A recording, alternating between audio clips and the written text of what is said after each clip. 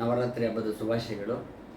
ಈ ಸಂದರ್ಭದಲ್ಲಿ ಇನ್ನೊಂದು ಆರೋಗ್ಯ ಸಮಸ್ಯೆ ಬಗ್ಗೆ ಮಾತಾಡಲಿಕ್ಕೆ ಇಷ್ಟಪಡ್ತೇನೆ. ಸ್ಥೂಲತೆ ಅಥವಾ ಒಬೆಸಿಟಿ ಅಂತಾರೆ, ತೂಕ ಜಾಸ್ತಿ ಇರೋದು.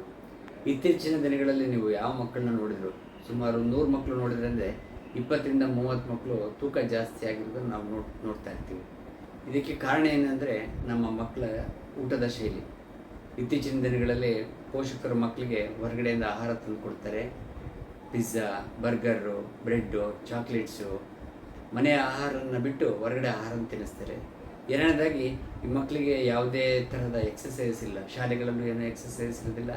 ಮನೆಯಲ್ಲೂ ಬಂದ ತಕ್ಷಣ ಹೋಮ್ವರ್ಕು, ಓದೋದು, ಟಿ ವಿ ನೋಡೋದು, ಮೊಬೈಲ್ ಮುಂದೆ ಕೂತ್ಕೊಂಡು ಊಟ ಮಾಡೋದು. ಹೀಗಾಗಿ ಏನಾಗಿದೆ, ದಿನೇ ದಿನೇ ಮಕ್ಕಳಲ್ಲಿ ತೂಕ ಜಾಸ್ತಿ ಆಗುತ್ತಾ ಹೋಗುತ್ತೆ.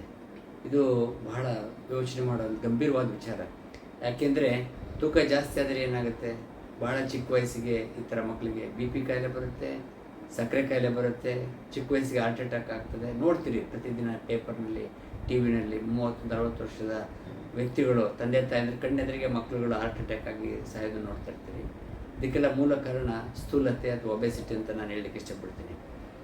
ಸೊ ಮಕ್ಕಳಿಗೆ ಆಟ ಆಡಲಿಕ್ಕೆ ಅವಕಾಶ ಮಾಡಿಕೊಡ್ಬೇಕು. ಆದಷ್ಟು ಮನೆಯಲ್ಲಿ ಮಾಡಿದ ಪದಾರ್ಥಗಳನ್ನು ಬಳಸಬೇಕು. ತರಕಾರಿ ಹಣ್ಣುಗಳನ್ನು ಯಥೇಚ್ಛವಾಗಿ ಬಳಸಬೇಕು. ಎಲ್ಲದಕ್ಕಿಂತ ಮುಖ್ಯವಾಗಿ ಪ್ರತಿ ವರ್ಷ, ಇವನ್